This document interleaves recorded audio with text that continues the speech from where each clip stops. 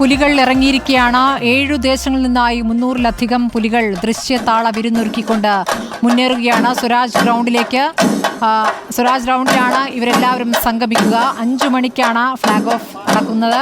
അതിനു മുമ്പ് ഓരോ സംഘങ്ങളായി വന്നുകൊണ്ടിരിക്കുന്ന ദൃശ്യങ്ങളും വിവരങ്ങളുമാണ് പ്രേക്ഷകർ കണ്ടുകൊണ്ടിരിക്കുന്നത്. അല്ലമീനും ജേസൺ ചാമളപ്പിലും തത്സമയ വിവരങ്ങളുമായി അല്ലമീനിലേക്ക്. അല്ലമീൻ, ഇപ്പോൾ ഏത് സംഘങ്ങളുടെ കൂടെയാണ്? ഈ സംഘങ്ങൾ മാറുന്നുണ്ടല്ലോ അല്ലേ? ഒരു സംഘത്തിന്റെ കൂടെ അല്ലല്ലോ എപ്പോഴും.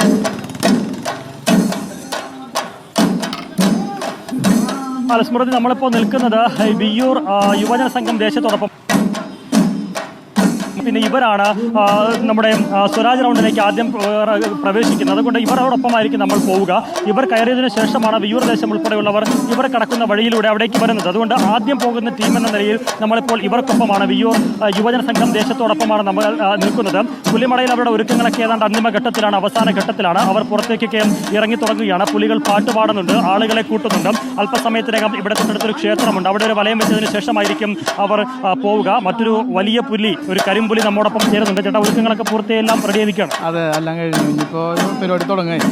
ഈ പുലികളി എന്ന് പറഞ്ഞാൽ വയറാണ് മെയിൻ, കുടവയറാണ്. പുലികളി എന്ന് പറഞ്ഞാൽ കുടവയറാണ് മെയിൻ. അത് ആവശ്യത്തോളം ഉണ്ട്. ഒന്ന് കുലുക്കി കാണിച്ചാലോ? ഒന്ന് വയറ് കുലിക്കാലോ? വയറ് ഉണങ്ങണുള്ളൂ. ഇപ്പൊ അങ്ങോട്ടും ഇങ്ങോട്ടും ടച്ച് ആയിക്കൊണ്ട് നിൽക്കാം. അപ്പൊ അത് കാരണം കൊണ്ടൊന്ന് ഉണങ്ങാനായിട്ട് നിൽക്കാണ്. ഉണങ്ങിട്ട് മതി. ഏതായിരുന്നാലും ആ പെയിന്റ് ഒക്കെ അടിച്ച് വിയർത്ത് ആ പെയിന്റ് തുള്ളിക്ക് ഇങ്ങനെ ഇളകി വരുന്നുണ്ട്. കുറച്ച് പെയിന്റ് ഒക്കെ വിളിച്ചിറങ്ങി വരുന്നത് നമുക്ക് കാണാം. ഏതായാലും സ്മൃതി, ഇത്തരത്തിൽ നിരവധി ആളുകളുണ്ട്. ഒരുപാട് ആളുകൾ ഇവിടേക്ക് വരികയും ചെയ്യുന്നുണ്ട്. പുലിമടയിൽ നിന്ന് ആളുകൾ പുറത്തേക്ക് ഇറങ്ങി തുടങ്ങിയിട്ടുണ്ട്.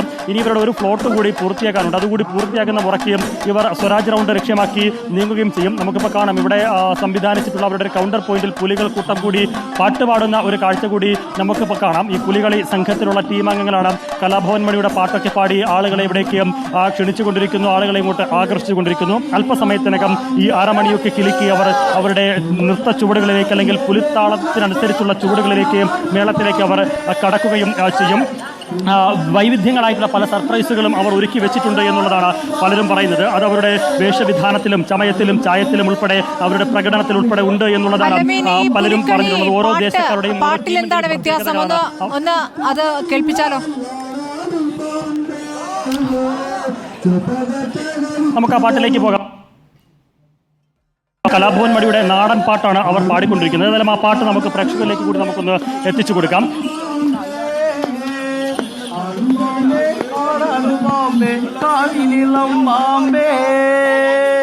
മഞ്ഞപ്പൊടി വാരിയെറിഞ്ഞാൽ ആടാടും പാമ്പേ, മഞ്ഞപ്പൊടി വാരിയെറിഞ്ഞാൽ ആടാടും പാമ്പേ, ആടും പാമ്പേ, ആടാടും പാമ്പേ, ആടാടും പാമ്പേ, ആടും പാമ്പേ, ആടാടും പാമ്പേ, കാവിനിളം പാമ്പേ, പമ്പനാരുടെ മുറ്റത്ത് വന്നു പമ്പനാരുടെ മുറ്റത്ത് വന്നു ആടാടു പാമ്പേ, ആടു പാമ്പേ, ആടാടു പാമ്പേ, ആടാടു പാമ്പേ, ആടു പാമ്പേ, ആടാടു പാമ്പേ, ആടാടു പാമ്പേ.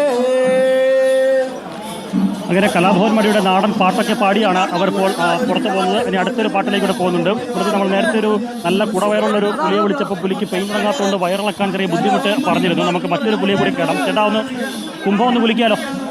ഒന്ന് കുംഭ കുലിക്കാലോ? നമുക്ക് കളി തുടങ്ങുന്നതിന് മുമ്പായിട്ടൊന്ന് പ്രേക്ഷകർക്ക് വേണ്ടിയിട്ട് സ്മൃതി നമുക്കൊന്ന് കാണാം.